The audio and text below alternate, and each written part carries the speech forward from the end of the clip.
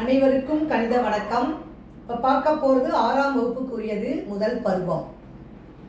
பன்னாட்டு எண்முறையில் 10 மில்லியன் என்பது இந்திய எண்முறையில் என்ன வரும் அப்படிங்கிறத எளிதாக நம்ம பார்க்க போகிறோம். இப்போ பாருங்க, 10 மில்லியன் பன்னாட்டு எண்முறையில் 10 மில்லியன் என்பது எப்படி எழுத போகிறோம்னு பாருங்க.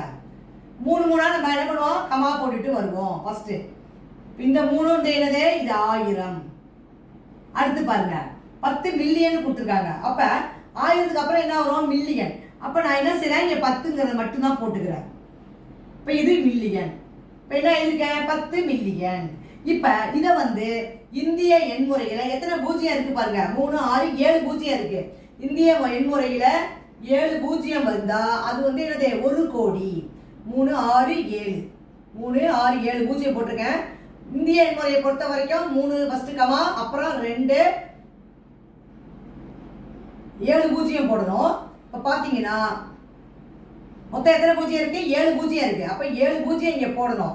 1 10 100 கமா, 1000 10,000 கமா, லட்சம் 10 லட்சம் கமா, கோடி. அப்ப 10 மில்லியன் என்பது 1 கோடிக்கு சமமாகும்.